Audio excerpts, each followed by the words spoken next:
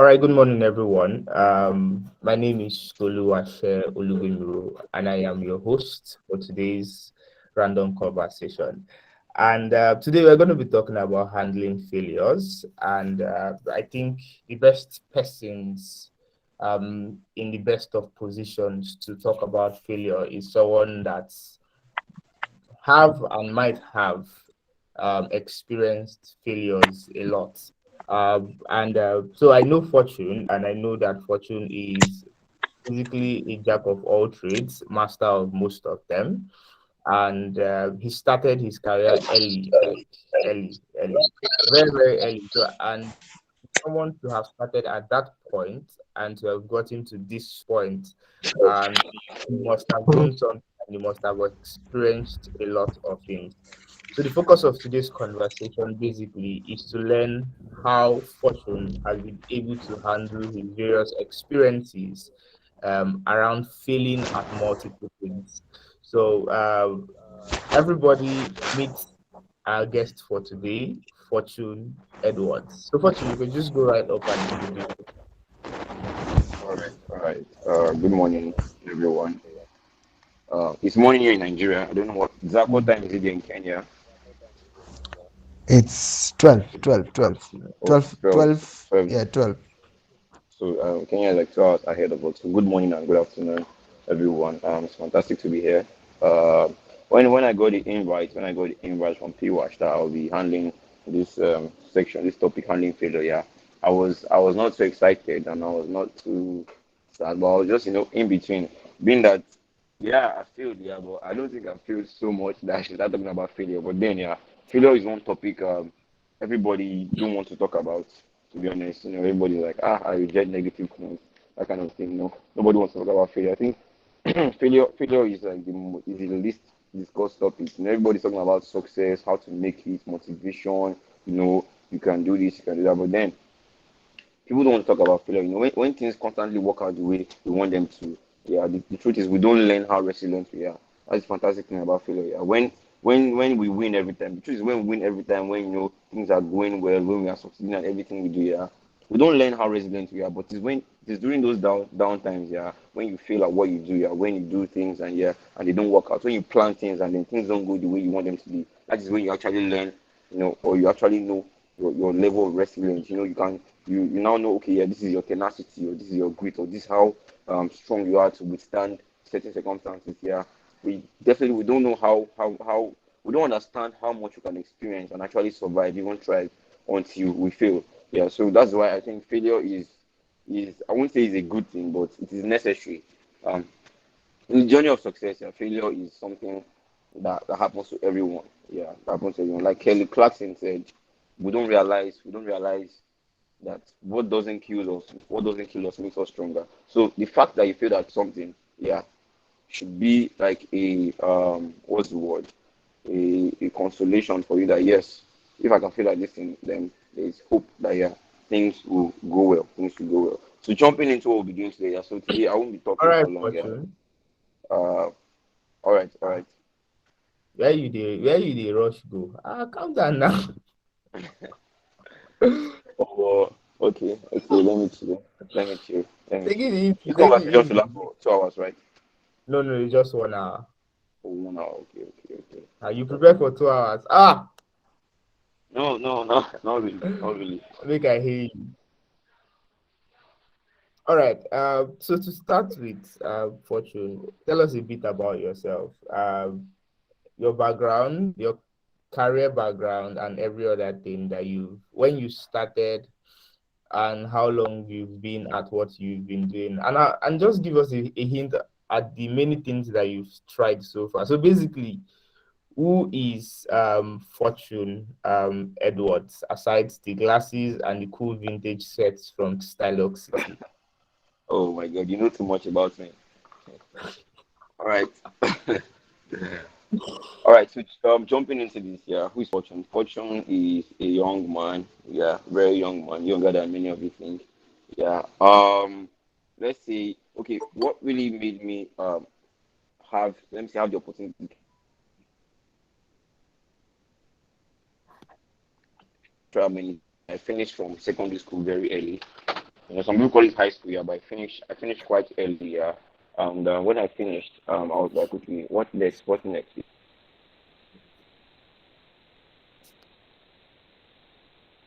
Yeah.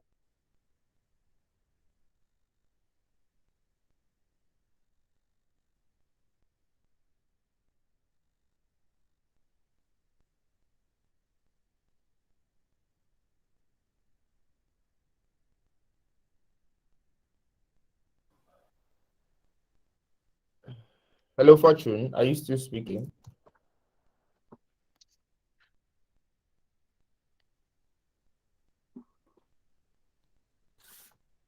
Down the network. This is type of thing with noise. So like, I guess, I guess, I guess you join back. Yeah. Hanging out with guys in the area, in the Fortune, are you estate. there? Yeah.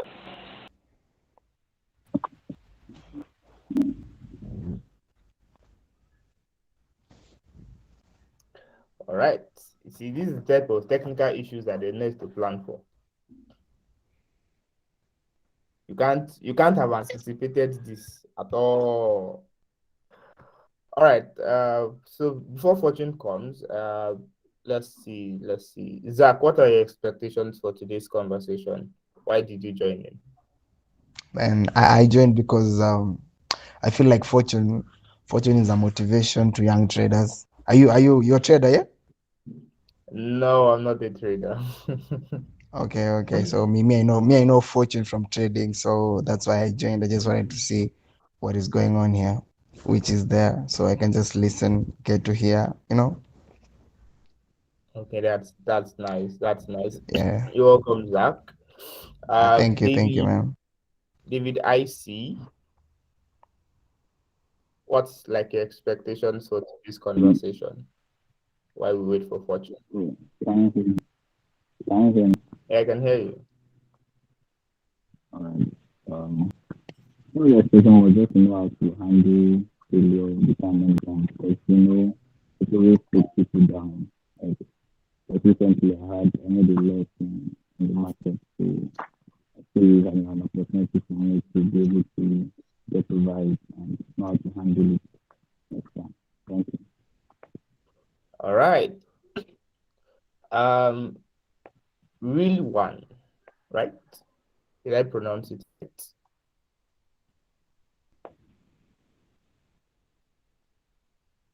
Real one. All right. Dari Vicent, what's like your expectation for today's conversation?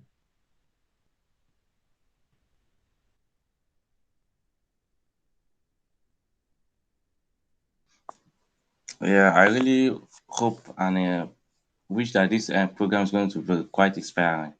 Those are my expectations for the program. All right, no problem. Fortune, welcome back. Thank you Like very to say, much. Hope MTN you no can hear me like you. now.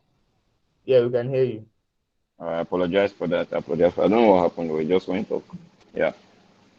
No So problem. where was I when I stopped? Yeah. You are at the beginning. Okay. Very nice. So yeah, I remember I said I was saying so how it all started was I'll start again. I finished secondary school quite early. Yeah. So after secondary school, very, very early, I was quite young when I finished secondary school. Um my mom, my parents basically didn't want me hanging around with guys in the neighborhood so I don't mix up and bad influence and all of that. So they insisted on me following my mom has a restaurant, yeah, at Ikeja, Lagos. So they insisted on me following her to a restaurant every day, just to help out with stuff. And that was it. So the environment where our restaurant was located or is located, because she's still there right now, is at Adeni Jones, Ikeja. So basically, I was always following her and all of that. And then, along the way, I got to meet some people there. I met a lot of people. I met Captain Deliore of Aero Consult Aviation. I think he's one of the first 10 Nigerian pilots who retired. He should be 79 or 89 right now. Yeah, so I met him. I met a lot of folks, a lot of old folks, because at that time I was like very young. So I was now hanging out with old men in their 60s and 70s. Yeah, because they knew my mom, obviously. So sometimes when I'm just tired of our restaurant, I just go to their offices, just chill out. And from there, they started trusting me, some stuff, handling their documents. And so I became like a PA to them. Yeah. And then this particular man, yeah, Captain Dele, he is a very, very good writer. He has written several books. Um, so at that time, he was writing his biography, The Learned Commander. Yeah. So that was it. Then he just gave me charge of it, yeah, because I was tech savvy. Yeah. I'm still tech savvy. Yeah. I know how to type fast. I learned all of those because I started using computers when I was, I think, 8 years old or 7 years old or 9 years old thereabouts. Yeah. My dad bought a desktop at home. So I was always with computers and all of that. And I learned to type at that time. So yeah, because of my typing skill, yeah, he just trusted me with his book. I was typing his book. Yeah, he just write, scribble things down and I'll type it out, give it to him, and that was it. That was the journey, all of that. So after I finished secondary school, because I could not come to university, yes, because I was not to age. So I still had to wait like 2 years at home or so. Yeah. So all of that happened and that was it. So I started gaining experience in several things. Yeah. From there I got interest in graphic design because sometimes I'll just be idle. I'll be like, what can I do? What can I do? Then I learned graphic design by myself. I learned it online, all of that. Now, interestingly, that old man here, this is what brought me to Forex. Yeah, that old man here, Captain Lore, his elder brother, Chief Timothy Ayorinde Ore. I know all their full names. Yeah, his elder brother is, I think, like 3 or 4 years older than him. He should be about 84, 85 right now. Thereabouts. He was a forex trader when he was much younger. Like he was one of those first guys that traded forex and stocks and all of that. So Captain Dele Ore, his younger brother, was always telling me about Tim Oreda, how he wakes up, how he still trades forex, even in his 80s. Yeah, he still trades forex up to now. And he said he has times when he just trades, and he wakes up like 3, 4 a.m. just does his trading for a few hours, and he goes back to bed. He also lectures people on forex. Just really, I'm having online sections from his house. He has virtual section, teaches people and all that. And then I got interested, like, okay, why something an old man can do in his 80s? Why can't I do it at a young age? So I just had that interest in, but I didn't really push for the interest on how to learn because I had no idea how I'll start learning and all of that. Yeah, I think I did binary options and all of those stuff. It never worked out well. I thank God I never funded an account because it looked fishy and all of that. So that was how the journey went. Meanwhile, during that time, I was doing graphic design. I started graphic design in 2019. Yeah, because I didn't have a good phone at that time until 2019. That was when I got my first Android, Samsung A20. I bought it for 50,000 naira. Yeah, I think I saved up about 30, 35 thereabout, and my parents added money. Yeah, how did I get money to save up? Yeah, since I was helping out these old men, sometimes they tip me 1,000, 2,000 during the weekend, 3,000, 4,000. So I was saving up for about a year or two. Yeah, before I was able to gather that amount. So I got my phone. When I got my phone, I was so motivated. Yeah, when I got my phone, I told my mom that the money I used to buy this phone, yeah, I'm going to make at least 10 times that amount. Yeah, and I just said it here. Without a plan, actually. I said it without a plan. I just said it like, casually, like, okay, yeah, let me just say this because I actually wanted to make money, but I didn't know how. Then I started graphic design. Yeah, I came up with a name for my graphic design business, Notchview Solutions. My dad actually came up with that name. Yeah, he helped me out with the name because I wasn't really good at naming things. Yeah, so he came up with the name, Notchview Solutions, and then that was how Notchview started. I designed flyers, advert flyers. Yeah, and I'm now a graphic designer and all of that. I shared it to everybody on my contact list, all of that. And then I got a few design jobs, very cheap. I think some people were charging, some people were willing to pay just 1,500 or 2,000 at that time. And it was encouraging, earning something. Yeah, it was really, really interesting. And that was it, slow and steady, slow and steady, slow and steady. I started growing. Then I think a month later, after I got my phone, September 2019, I think September 18, 2019, I still remember this date. I discovered, I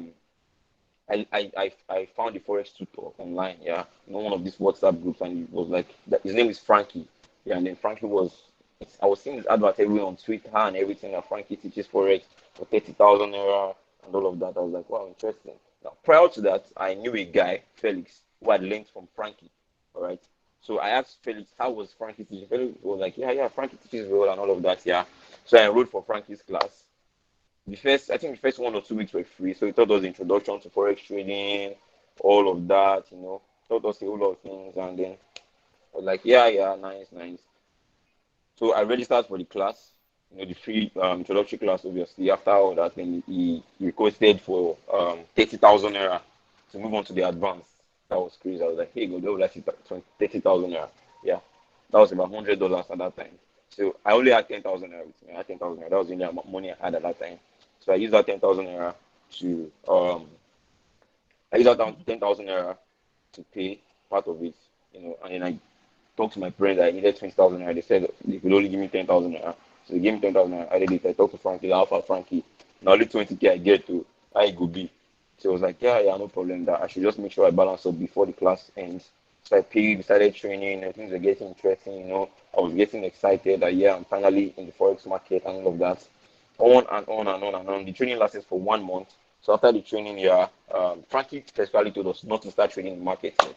But that was excitement and all of that stubbornness. I started trading in live accounts. How did I get multiple accounts? So my dad, I went to my dad. How far? I finished learning forex. So what's the way? I was like, what's next? I'm like, okay, yeah, I need money to fund my accounts. So yeah, fine. So he gave me $100 at that time. That was about 36,000. I remember 36,000. He gave me 100. I was like, am I sure I can trade? I said, yeah, sure I can trade. I showed him a few trades from my demo accounts. You know how exciting demo can be. Yeah, I was like, okay, yeah, he gave me money. I blew that money in less than 2 hours. I blew that money in less than 2 hours. Very, very disheartening. Yeah. Okay. Less than 2 hours. Yeah, I blew that money. I still remember the pair, NZDJPY. Yeah, I remember the pair, NZDJPY. I opened 3 trades, 0.10 loss size. For those of you who understand for it, 0.10 loss size, 3 trades, that's like 0.30 loss size on $100 account. That was like stupid risk management. So that was it. Yeah, I blew the money in few hours, and that was it. Then when it was night, I was feeling very sad. I started crying. I started praying to God, speaking in tongues. Yeah, that my money should come back and all of that, which definitely did not happen. Yeah, There are but no yeah, eventually, miracles. There are no miracles. no miracles, no miracles. Yeah, it didn't happen. But then, eventually, I went back to my books. Studied again. Yeah, again and again and again. I was confident again. I went to meet my dad. That, okay, how far? Yeah, I think I'm ready. Yeah, he gave me under $100. Yeah, I was like, this time around, I should not blow the money. I was like, yeah, sure, no problem. I blew that one in a few hours too. Same story, you know. And that was it. Yeah, then I think that was when depression set in. Depression set in because I now lost confidence in myself. I lost confidence in myself. I started taking online courses on how to train because obviously what Frankie taught me was not enough. Yeah, to actually be a professional trader. But it was what it was. I already paid for the class. Frankie, I reached out to Frankie that how far I've blown to account. He was like, yeah, that was why I told you guys not to go live yet. I told you guys relax, do this, do that. He scolded me, sent me a 4 minutes voice note. I still have that voice note. Yeah, sent me a 4 minutes voice, scolding me, telling me, why I didn't do this and that. And that was it.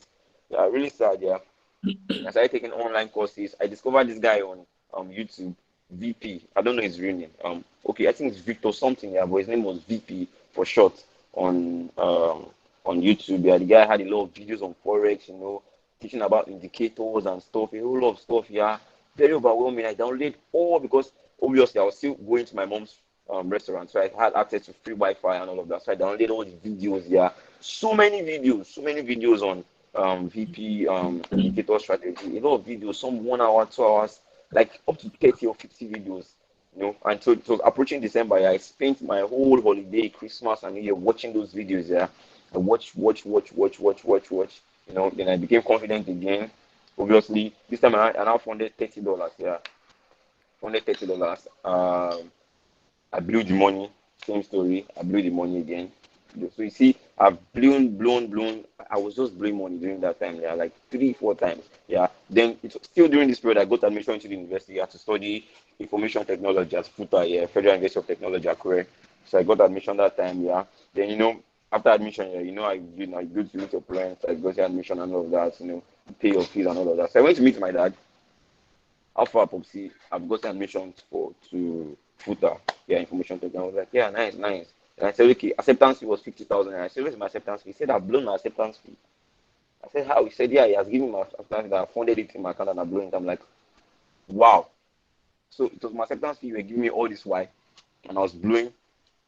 So it was crazy. Yeah, it was crazy. Yeah. When I found out I blew my acceptance fee, I was so devastated. Then I started messaging all my followers on Instagram, my following on Instagram, on Facebook, all my friends, everybody on WhatsApp that I'm a graphic designer because I now needed money. And let's raise the money.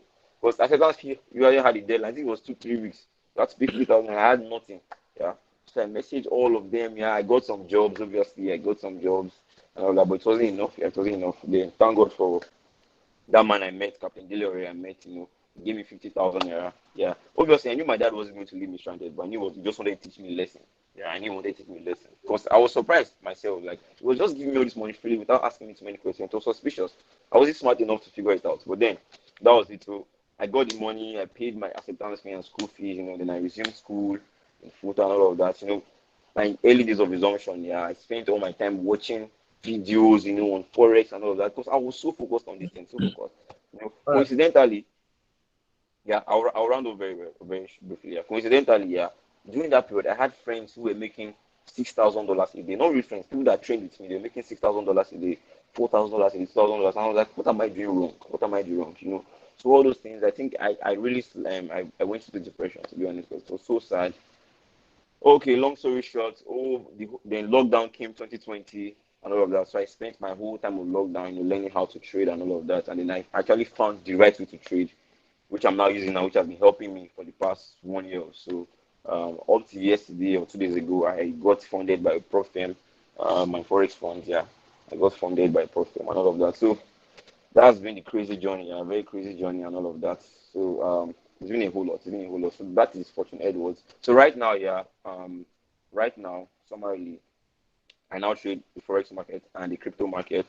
Um, I don't do graphic designs anymore. I don't do graphic designs anymore. Yeah, I now teach people how to trade. So I teach people forex and technical analysis, risk management, trading psychology, and all of that. Because definitely, I've developed myself to get to this level where I can now train people and all of that. Yeah, so I've really grown. I've really grown. I'm not really where I want to be, but obviously it's a journey. It's a process, step by step, to get to where we want to be, and all of that. Yeah, so that's me basically. That's me basically for now. Yeah. All right. That's an exciting backstory. Yeah. Really, really exciting. So what would you term as your biggest failure My biggest failure. so Um, far? Because so more will far, come. definitely, yeah. Failures to come. Ah, to be honest, I really don't record failures and all. I really can't remember. But the thing, what I just hold is I just hold lessons from these failures. That's all. My biggest failure, I can't really say, but I'll say my most recent failure, yeah, my most recent failure was applying to a prop firm and then I failed the evaluation because obviously I've applied before and I failed the evaluation. I think that time I was so overwhelmed with so much work and I tried to squeeze that one into and then I failed the test and all of that. I've had a series of failures, but I won't say I really had any big failures. Like, even if I had big failures, I think I'm someone that has this kind of what's the word? I have this kind of tenacity, you're about to say udeshi, that when failure comes, just try to shake it off. And even if he's trying to hit me, and I still keep a straight face and a happy face, and everybody thinks I'm doing well, but obviously sometimes I have downtime, yeah. So I'll say that's my most recent failure. Biggest All failure, right. I can't remember. Okay. So you mentioned tenacity as one of the Yeah. ways you've been able to handle failure in that sense. Um, how did you build tenacity?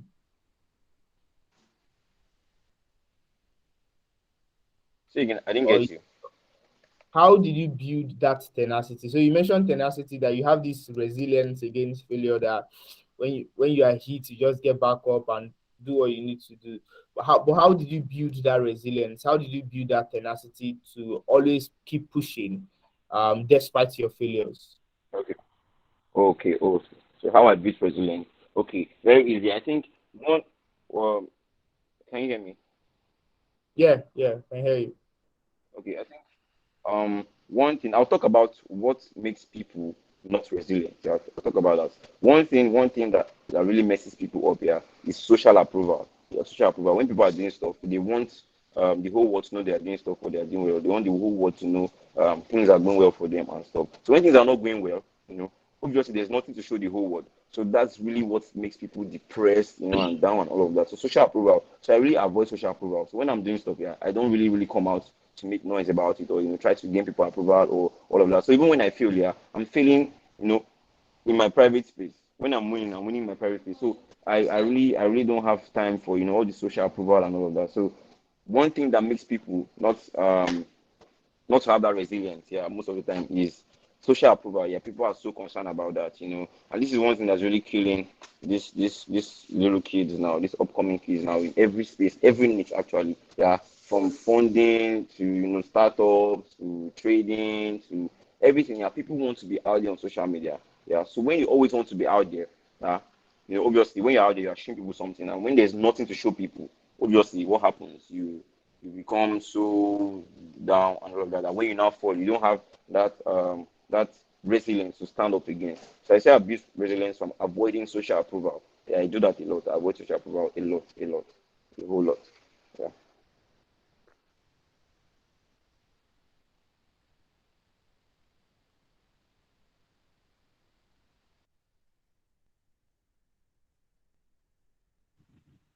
Hello. Okay, yeah, Otilo again. All right. We need to beat this network that is using. I want to add something to the question I put in. You have a question, David. Could you just type it in the chat box? I don't say I have a question. I want to add something to the question I asked for me. Okay. Okay. Give us a few minutes. Just hold that thought. Give us a few minutes. Okay. All right. So Fortune, I was saying that one of the ways, if I'm to repackage what you just said, one of the ways you handle failure is by not acting for the applause of people, basically. So you do things because you want to do them, and if you fail, they are based on your own metrics, not because you are trying to live up to the expectations of people, right?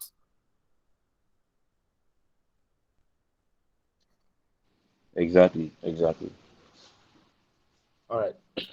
All right, that's good. That's good. All right, David, you said you wanted to add something. Okay, you can hear me now, right? Hello? Yeah, go Yeah, ahead. David, we can hear you. So what I'm saying is that social approval, okay, that is one thing. And then there's another thing again, your motivation. What motivates you? Like, okay, now most of us we have poverty and motivation. Whenever we have these kinds of failures, we'll be like, okay, instead of me going back, like stopping here or this and that, this is what I'm trying to say. Then you continue moving on because you know that you cannot. It's better for you to go through the steps than for you to go back to where you are before because you know where you're coming from. That motivation is going to keep you going no matter what is on your way. Thank you. Thank you, David. Thank you. I didn't really get what David Yeah, said. okay. He was saying that another way to handle failure is by checking your motivation. Basically, that if your motivation is solid, that's one thing that can keep you going even after you fail or stuff like that. So we have two hands raised. Yeah. Uh, And before then, yeah, I'll just like to say something quickly. I would like to add something here. I think another thing that really keeps people down is the fear of failure. Yeah, FOF. And this is what many people don't really consider. You know that the fear of failure is actually worse than failure itself. Yeah, a lot of people are so scared of failing that they do not even try. I'm not trying is you failing, so they eventually fail because they are scared of trying. So I'll say the fear of failure itself is worse than failure. So when you think, okay, what if this thing doesn't go well? What if, so many negative what ifs that you don't think of the positive what if. That, okay, what if this thing goes well? What if I try this and it works out? What if second attempt it works out? What if? So a lot of people are so scared of failing that they end up not trying or they end up eventually failing because they're actually scared of failing, not because they are not good at what they do, because they are just so scared of failing. Yeah. So I'll say the fear of failure, yeah, is worse than failure itself. It's worse than failure itself. all right. I think that's really true. We have a number of people who do not attempt to do things because they are scared to fail or they do not like to fail. Let me put it that way. So most of the time, it's not that people are scared to fail. They do not like to fail. They do not. Going back to what Fortune said, they don't want to face the crowd when they fail, or they are like, so if I do this thing and it does not work, what will people say and stuff like that? So they're more Yeah, focused on yeah, people's comments when failure happens to them than so I think one thing that we need to do is to rewire our minds to um, always know how to filter comments. So definitely people are going to talk. If you succeed, people are going to talk. If you fail, people are going to talk. So either ways, they are still going to talk. So if you fail, people are still going to even make bad comments about or if you succeed, people are still going to make bad comments about your success. But you see that in those periods, you choose to pay attention to the positive ones because those ones fuel your ego or they just make you happy. But when you fail, you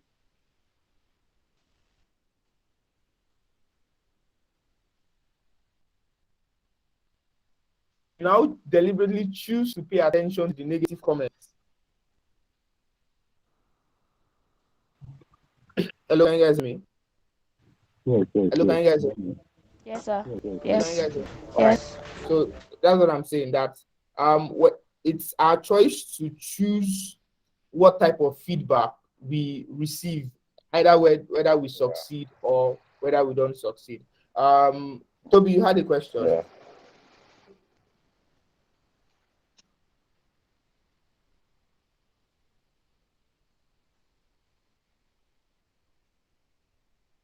Toby, do you have a question? Um, yeah, not really, but okay. There's something that came to my mind when he was talking about social approval. Can you hear me? Yeah. Yeah, yeah. When he was talking about social approval, Sorry. so he said he doesn't put the things he plans to do, like he doesn't put them out there, like he doesn't really let people know. But there was this stuff that I read online. I think it was from James Clear, where he was saying that if you really want to do something, you should probably put it like in a public space so that people will hold you accountable in case you don't do it. Take for example, now you say you want to learn something, and then you put it out there that okay, I'm learning this stuff.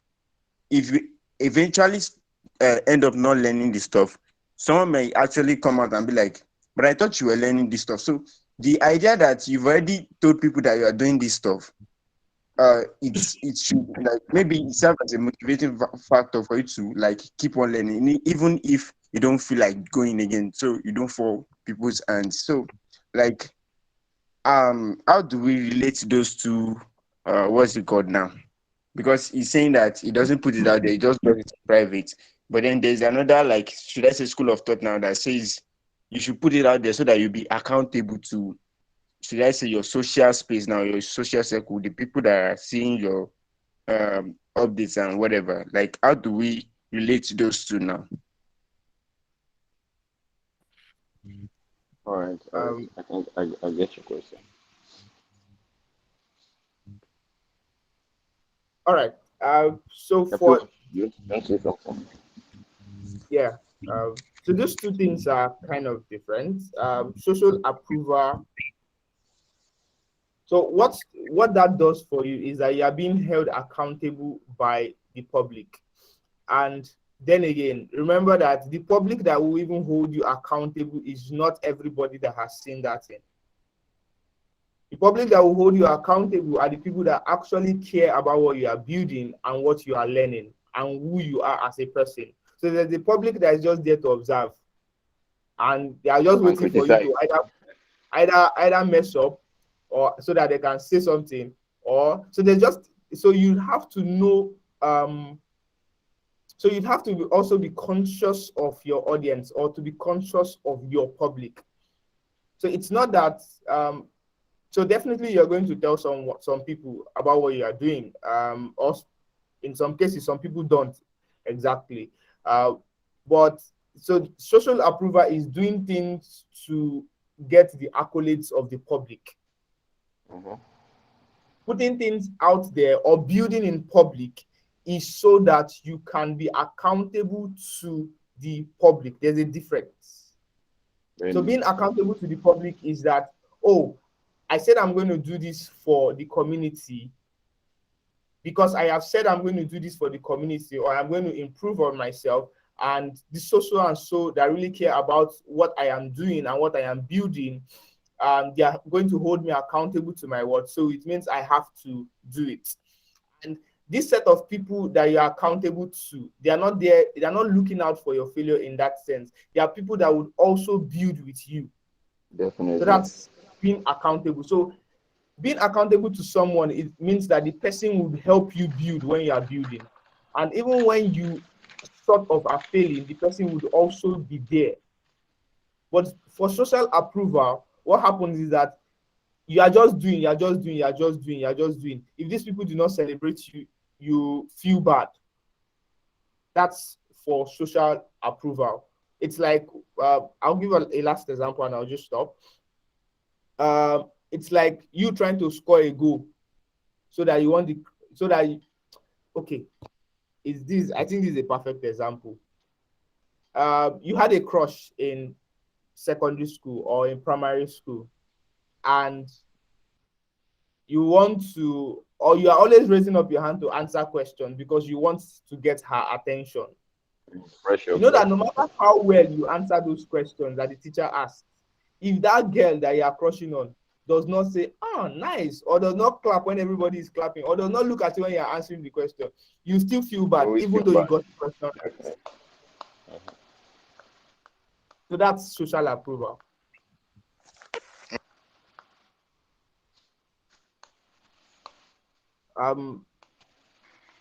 We have 15 minutes left. So real one would just type your questions in the chat box. I want Fortune to say everything say most of the thing he has for us. Sorry, so a percentage of what he has for us because I know Fortune has a lot. So Fortune, any last words? What are like the things you would what are like the lessons that you've drawn out from your life so far that has helped you to continue going despite numerous failing points? All right. I'd say three things basically. Three things. Number one, or two things basically. Number one is owning up to your failures. Yeah, owning up to your failures. That's one thing a lot of people don't do. Yeah. And number two is learning from your failures. All right. First of all, before you can learn from failures, you have to own up to them. That okay, yeah, I actually failed. Yeah. What next? See, learning from failure is a conscious decision that you have to be intentional about it, and it requires you acknowledging when something has gone wrong. And then owning up to it. Like, yeah, that's actually gone. A lot of people don't want to own up to their failures. Like I'll give a very quick example. Yeah, most of my examples are always related to trading. One of my guys, was it last week or 2 weeks ago? Yeah, he took a trade. Yeah, I took that trade too, but we took opposite sides of the market. I took the buy, he took the sell. Yeah, unintentional. We didn't plan it actually. I was just trading my own thing. I always trade. I don't post my setups and all of that. I was just trading my thing, and then I took the buy, he took the sell, and then eventually I was right. The market went up, and then you rushed to the group because I have a group here, more like a trading family where we share our experiences and all of that. Yeah, so it was like, damn, this market I lost this trade because of the news, because of the like, no, there was also news and I also traded. So I just couldn't trade up. Accept the fact that you lost and move on. Stop trying to blame certain factors for your losses. Yeah, and so that's one thing you have to acknowledge when something has gone wrong. Because to be honest, lessons cannot be learned in denial. Yeah, when you deny a lot of things, you cannot learn lessons. Lessons cannot be learned in denial. The most powerful thing we have in any failure is owning up to our part in failure. Yeah, and then focusing on fixing it. It's easy to say what other people should do or what other people should not do, but what about you yourself? What about yourself? What factors were out of control? That led to the loss. Yeah. Why blame some other force? Yeah, some other person for the lack of success? No. The only person, you know, that can control our failure is us. Yeah, lessons cannot be learned. Yeah, obviously, the only person that can control our failures is us. Yeah, you see, when you own up to your failure, yeah, when you own up to your failure, yeah, it eliminates what's the word? What's the word?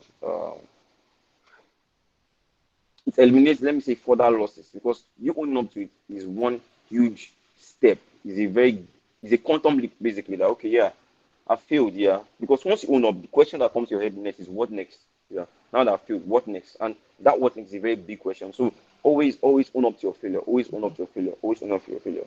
Own up to your failures. Yeah.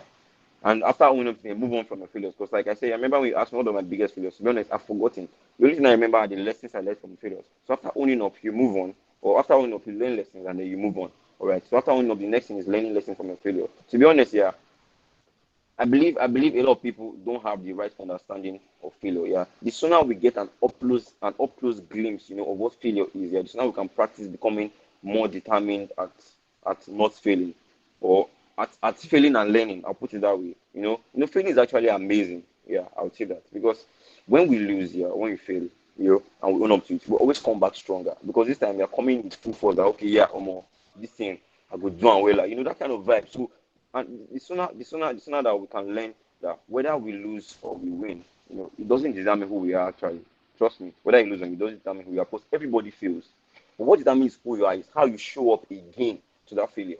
Yeah, you can fail 1,000 times, can fail once, can fail twice, but when you are coming back to address that failure, how you show up is what determines who you are. How you come back up to the game. That, okay, yeah, I did game. That is what matters. So you need to be ready to learn from every failure. Own up to it, learn from it. Yeah. You see, many people are afraid to fail. So many people are afraid to fail. I mean, remember one thing. Always remember one thing. That for every failure, yeah, you learn something. And not only do you learn something, you grow in the direction that you would have not gone if you did not fail. I'll rephrase. Yeah. If when you fail, yeah, you learn something and you grow in a direction that you'll have gone if that you'll have not gone rather if you did not fail. For example, yeah, if people didn't fail in certain things, they won't want to try out alternatives. Yeah. If people didn't feel like failure has led to questioning, and the questioning has led to innovation. If you don't fail, you will not want to, okay, what next? What other way can I try this in? What other way? Imagine, there's this popular saying that Michael Faraday tried, to discover electricity 100 times and he failed 99 times and he got it right the last time. I believe he used different approaches. Yeah. He failed the first time. He didn't do what he did the first time. He tried, probably tweaked one or two things, modified them, and went again. Failed the second time, went again and again and again and again. 99 times, if it was actually true, before he got it right. So understand that when you stop failing, you stop growing because you only grow when you learn new things. So understand that for every failure, you learn new things. The only people who fail are people who are brave enough to try something new. If you are not trying something new, you cannot fail because what are you failing at? You are failing at nothing. So understand it's only when you try something new that you actually fail. And so have that mentality that okay, yeah, I'm failing because I'm trying something new and I'm actually trying something new, and yeah, this thing is going to work out. It's more of a mindset game. Me, I'm someone that likes to relate everything to mindset because mindset is actually like the starting point for everything you want to do. Yeah, and I honestly take a lot of psychology courses. I read psychology books and write-ups and all that because that's what helps my mentality. Trading itself is more psychological than analytical. You can be the best analyst in the world, but if you don't have psychology to hold trades, to be patient enough for trades to get your entry and all of that, let them not go into trading. Yeah, but understand that people who fail are people who are actually brave enough to try something. Yeah, people who don't fail, it means they are not trying something new. But trust me, every successful person out there, look at SpaceX, for example. Elon Musk trying to launch SpaceX multiple times, failed launch, until eventually got the right launch. Yeah. So you see, if you're not failing, it means you're not trying something new. Yeah. So only people who try something, who people are brave enough to try something new, are the ones that actually fail, who eventually get it right if they own up to it and learn from the failures and move on. Yeah. So understand that failing is part of the learning process, part of the process to success. Yeah. It's part of it. It's part of it. Failure is actually failure is a necessary. I wrote something. I said failure is a necessary step on the road to progress. Yeah. So progress is like a road. Yeah. You are traveling. Failure is a bus stop. Failure is somewhere you are. Failure is one of those potholes that stop you down. Yeah. Failure is one of those flight delays. You are trying to fly out. Failure is one of those. Yeah. Failure is a necessary step. It's something you have to go through on the road to progress. Yeah. It's part of the journey. Yeah. It's part of the journey. Yeah. So you don't have to settle for stagnation when you fail. It's part of the journey. Understand this mindset. Yeah. The choice comes in whether we fail, learn, move on. So you just know that failure is part of the process. Yeah, it's definitely part of the process. And failure is another opportunity to acknowledge that that an attempt was made and didn't go as planned. So when you plan something, yeah, and didn't go your way, failure is an attempt. Like, okay, yeah, it didn't go as planned. What next? So that question of what next is one thing that should always come after failure. What next? What next? What next? So you see, rounding off here, whenever we fail and we get things wrong, always know that we have another chance to do things the right way. We have another opportunity to get it right. So when you fail and it doesn't go well, know that that's an opportunity to get it right. So I'll recap here. Two things here in failure, two things. When you fail, one thing, own up to your failure. Very important. That's the first thing. Own up to it. And second thing, fish out lessons from your failure. Learn lessons from your failure. That's the only way you can keep doing. Yeah. You fail, you own up to it, then you learn lessons. Because every time you fail, there are lessons to be learned. Obviously, a whole lot of lessons. So change one or two things, go back again. Like I said, what makes you different is what you do after you fail, how you get back up. Trying again. That's what makes you different. So I think that's most of the things I've prepared to say for this section. Yeah. How many minutes? We have 9 minutes left. So Yeah. I Thank you hope so much. I've been impactful. Yeah, man. You're That welcome. this has been really, really good. Really, really, really, really good. Real one, do you have a question, or is just by mistake you are raising up your hand? His hands have been up for a while. Yeah, let me help him to drop it. All right. Thank you so much, Fortune. Like this was good. I think one of my key takeaways is that lessons cannot be learned in denial. So you can't learn a lesson if you keep denying that. So basically, lessons cannot be learned in denial. Whatever you deny, you can't learn from it. And so for me now, that particular sentence has just blown up in my mind, and in my head, I'm like seeing 1,001 different ways to interpret it and how it applies to different areas of my life. So thank you so much, Fortune. Thank you for everyone that came on the call today. It's been an exciting one. I hope you all had something beneficial, something you took out of this. And if you're in Futa, we still have I think we still have 1 hour to meet up with TEDx Futa. I suppose all my guys did there. And I'll leave the house now. I'll go and meet them. But thank you, everyone. Fortune, thank you. Mavi, Dari, Toby, Naomi, and Rilwan. Thank you all. Thank you very much. Yeah. See you next Thank you, Fortune. Thank you. Thank you, sir. Thank you. Bye. All right, bye. You're welcome. You're welcome. All right. Fortune, fine boy.